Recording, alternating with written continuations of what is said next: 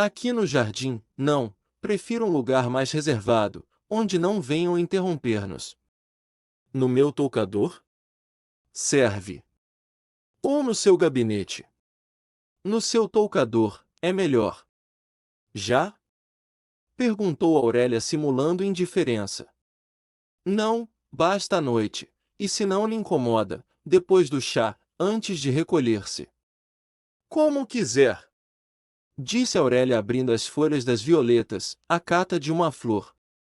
Seixas tomou o regador da moça, guardado com os outros utensílios de jardinagem em um ninho rústico praticado no muro, e entreteve-se a regar os tabuleiros de margaridas e os vasos de hortênsias. Uma vez na volta do repuxo onde fora buscar água, ao passar perto de Aurélia, a moça perguntou-lhe distraidamente, como se não tivesse interrompido o diálogo: "É sobre o negócio de que falou-me?" Justamente. Seixas ficou parado em frente de Aurélia, supondo que ela ia fazer-lhe nova pergunta, enquanto a moça esperava uma explicação, que não queria pedir diretamente. Vendo que o marido calava-se, voltou de novo às violetas, e ele continuou em sua ocupação. 9. Eram 10 horas da noite. Aurélia, que se havia retirado mais cedo da saleta, trocando com o marido um olhar de inteligência, estava nesse momento em seu toucador, sentada em frente à elegante escrivaninha de araribá cor-de-rosa, com relevos de bronze dourado a fogo. A moça trazia nessa ocasião um roupão de cetim verde cerrado à cintura por um cordão de fios de ouro. Era o mesmo da noite do casamento, e que desde então ela nunca mais usará. Por uma espécie de superstição lembrará-se de vesti-lo de novo, nessa hora na qual, a crer em seus pressentimentos, iam decidir-se afinal o seu destino e a sua vida. A moça reclinara a fronte sobre a mão direita, cujo braço nu, apoiado na mesa, surgia de entre os rofos de cambraia que frocavam a manga do roupão. Estava absorta em uma profunda cisma, da qual a arrancou o tímpano da pêndula soando as horas. Ergueu-se então, e tirou da gaveta uma chave, atravessou a câmara nupcial, que estava às escuras, apenas esclarecida pelo reflexo do toucador, e abriu afoutalmente aquela porta que havia fechado 11 meses antes, num ímpeto de indignação e horror. Empurrando a porta com estrépito de modo a ser ouvida no outro aposento, e prendendo o reposteiro para deixar franca a passagem, voltou rapidamente, depois de proferir estas palavras: "Quando quiser."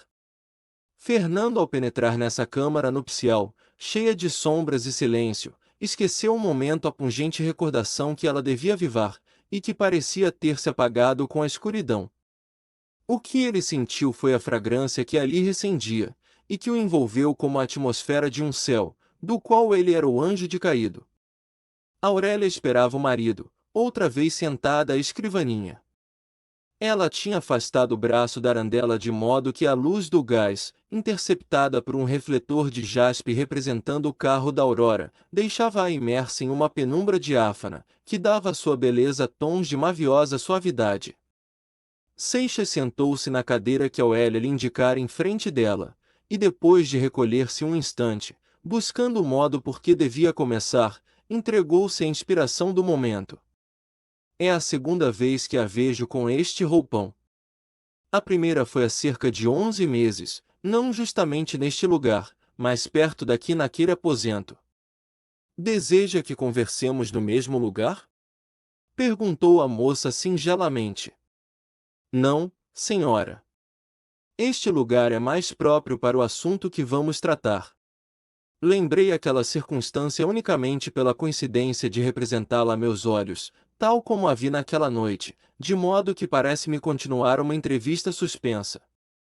"Recorda-se de tudo." "Eu supunha haver feito uma coisa muito vulgar que o mundo tem admitido com o nome de casamento de conveniência. A senhora desenganou-me, definiu a minha posição com a maior clareza, mostrou que realizará uma transação mercantil, e exibiu o seu título de compra, que naturalmente ainda conserva." "É a minha maior riqueza", disse a moça com um tom que não se podia distinguir se era de ironia ou de emoção. Seixas agradeceu com uma inclinação de cabeça e prosseguiu: se eu tivesse naquele momento os 20 contos de réis, que havia recebido de seu tutor, por adiantamento de dote, a questão resolvia-se de si mesma. Desfazia-se o equívoco, restituía-lhe seu dinheiro, recuperava minha palavra, e separávamo-nos como fazem dois contratantes de boa fé, que reconhecendo seu engano, desobrigam-se mutuamente. Seixas parou, como se aguardasse uma contradição, que não apareceu. Aurélia, recostada na cadeira de braço com as pálpebras a meio cerradas, ouvia brincando, com um punhal de madreperola que servia para cortar papel. Mas os 20 contos, eu já os não possuía naquela ocasião, nem tinha onde havê-los. Em tais circunstâncias restavam duas alternativas: trair a obrigação estipulada, tornar-me um caloteiro, ou respeitar a fé do contrato e cumprir minha palavra. Apesar do conceito que lhe mereço, faça-me a justiça de acreditar que a primeira dessas alternativas, eu não a formulei senão para repelir. O homem que se vende, pode depreciar-se, mas dispõe do que lhe pertence. Aquele que depois de vendido subtrai-se ao dono, rouba o alheio. Dessa infame isentei-me eu, aceitando o fato consumado que já não podia conjurar, e submetendo-me lealmente, com o maior escrúpulo, à vontade que eu reconhecera como lei, e à qual me alienara. Invoco sua consciência, por mais severa que se mostre a meu respeito, estou certo que não me negará uma virtude, a fidelidade à minha palavra. Não, senhor, cumpriu-a como um cavalheiro. É o que desejei ouvir de sua boca antes de informá-la do motivo desta conferência. A quantia que me faltava há 11 meses, na noite de seu casamento, eu a possuo finalmente. Tenho-a comigo, trago-a aqui nesta carteira, e com ela venho negociar o meu resgate. Estas palavras romperam dos lábios de Seixas com uma impetuosidade, que ele dificilmente pôde conter. Como se elas lhe desoprimissem o peito de um peso grande, respirou vivamente, apertando com movimento sôfrego a carteira que tirara do bolso. Se não estivesse tão preocupado com a sua própria comoção, notaria de certo a percussão íntima que sofrerá Aurélia, cujo talhe reclinado sobre o descanso da cadeira brandiu como a lâmina de uma mola de aço. No sobressalto que a agitou, levará à boca a folha de madreperola, na qual os lindos dentes rangeram. Ao abrir a carteira, Seixas suspendeu o gesto. Antes de concluir a negociação, devo revelar-lhe a origem deste dinheiro, para desvanecer qualquer suspeita de o ter eu obtido por seu crédito e como seu marido. Não, senhora, adquiriu por mim exclusivamente, e para maior tranquilidade de minha consciência provém de data anterior ao nosso casamento. Cerca de 6 contos representam o produto de meus ordenados e das joias e trastes, que apurei logo depois do cativeiro, pensando já na minha redenção. Ainda tinha muito que esperar e talvez me faltaria resignação para ir ao cabo, se Deus não abreviasse este martírio, fazendo um milagre em meu favor. Era sócio de um privilégio concedido há 4 anos, e do qual já nem me lembrava. Anteontem, à mesma hora em que a senhora me submetia à mais dura de todas as provas, o céu me enviava um socorro imprevisto para quebrar enfim este jugo vergonhoso. Recebi a notícia da venda do privilégio que me trouxe um lucro de mais de 15 contos. Aqui estão as provas. Aurélia recebeu da mão de Seixas vários papéis e correu os olhos por eles. Constavam de uma declaração do Barbosa relativa ao privilégio, e contas de vendas de joias e outros objetos. Agora a nossa conta, continuou Seixas desdobrando uma folha de papel. A senhora pagou-me 100 contos de réis, 80 em um cheque do Banco do Brasil que lhe restitui intacto, e 20 em dinheiro, recebido há 330 dias. Ao juro de 6% essa quantia lhe rendeu 12,084 cifrão 710. Tenho pois de entregar-lhe RS 21,2.084 cifrão 710, além do cheque. Não é isto? Aurélia examinou a conta corrente, tomou uma pena e fez com facilidade o cálculo dos juros. Está exato. Então Seixas abriu a carteira e tirou com o cheque 21 maços de notas, de conto de réis cada um, além dos quebrados que depositou em cima da mesa. Tenha a bondade de contar. A moça, com a fleuma de um negociante, abriu os maços um após outro e contou as células pausadamente. Quando acabou essa operação, voltou-se para Seixas e perguntou-lhe como se falasse ao procurador incumbido de receber o dividendo de suas apólices. Está certo. Quer que eu lhe passe um recibo? Não há necessidade. Basta que me restitua o papel de venda.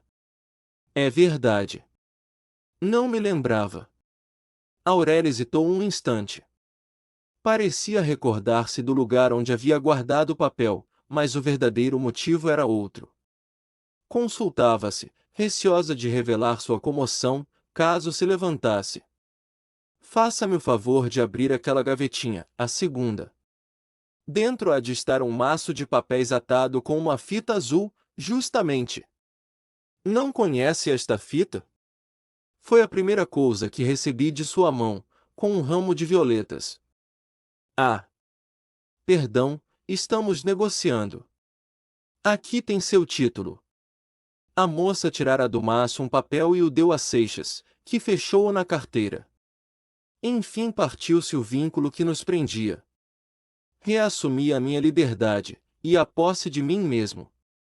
Não sou mais seu marido. A senhora compreende a solenidade deste momento? É o da nossa separação, confirmou Aurélia. Talvez ainda nos encontremos neste mundo, mas como dois desconhecidos. Creio que nunca mais, disse Aurélia com o tom de uma profunda convicção.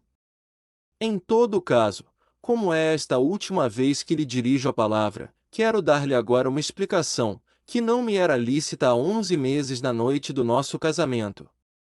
Então eu faria a figura de um coitado que arma a compaixão, e a senhora que pisava aos pés a minha probidade, não acreditaria uma palavra do que então lhe dissesse. A explicação é supérflua. Ouça-me, desejo que em um dia remoto, quando refletir sobre este acontecimento, me restitua uma parte da sua estima, nada mais. A sociedade no seio da qual me eduquei, fez de mim um homem à sua feição, o luxo dourava-me os vícios, e eu não via através da fascinação o materialismo a que eles me arrastavam.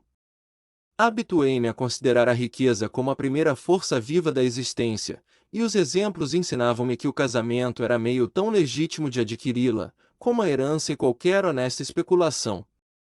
Entretanto, ainda assim, a senhora me teria achado inacessível à tentação, se logo depois que seu tutor procurou-me, não surgisse uma situação que aterrou-me.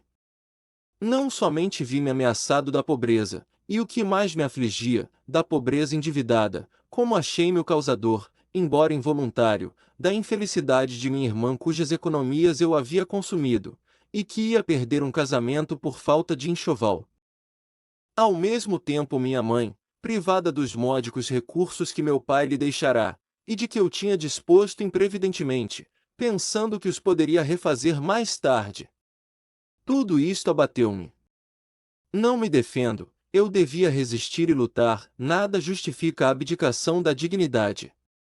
Hoje saberia afrontar a adversidade, e ser homem, naquele tempo não era mais do que um ator de sala, sucumbi. Mas a senhora regenerou-me e o instrumento foi esse dinheiro. Eu lhe agradeço. Aurélia ouviu imóvel. Seixas concluiu, eis o que pretendia dizer-lhe antes de separarmo-nos para sempre. Também eu desejo que não leve de mim uma suspeita injusta. Como sua mulher, não me defenderia, desde porém que já não somos nada um para o outro, tenho o direito de reclamar o respeito devido a uma senhora. Aurélia referiu sucintamente o que Eduardo Abreu fizera quando falecera de Emília, e a resolução que ela tomara de salvá-lo do suicídio. Eis a razão por que chamei esse moço à minha casa. Seu segredo não me pertencia, e entre mim e o senhor não existia a comunidade que faz de duas almas uma. Aurélia reuniu o cheque e os maços de dinheiro que estavam sobre a mesa. Este dinheiro é abençoado. Diz o Senhor que ele o regenerou, e acaba de o restituir muito a propósito para realizar um pensamento de caridade e servir a outra regeneração.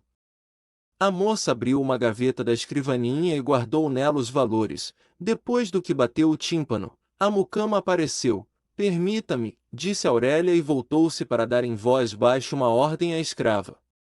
Esta acendeu o gás nas arandelas da câmara nupcial e retirou-se, enquanto Aurélia dizia ao marido, mostrando o aposento iluminado: não quero que erre o caminho. Agora não há perigo. Agora? Repetiu a moça com um olhar que perturbou Seixas. Houve uma pausa.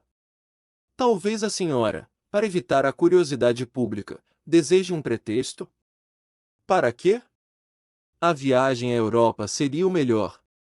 O paquete deve partir nestes 15 dias. Uma prescrição médica tudo explicará, a separação e a urgência. Mais tarde, quando venham a saber, já não causará surpresa. Aurélia deixou perceber ligeira comoção. Entretanto, foi com a voz firme que respondeu: desde que uma coisa se tem de fazer, o melhor é que se faça logo e sem evasivas. Fernando ergueu-se de pronto. Neste caso, receba as minhas despedidas. Aurélia de seu lado erguera-se também para cortejar o marido. Adeus, senhora. Acredite, sem cumprimentos. Atalhou a moça. Que poderíamos dizer um ao outro que já não fosse pensado por ambos?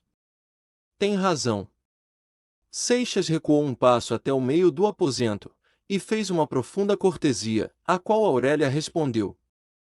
Depois atravessou lentamente a câmara nupcial agora iluminada.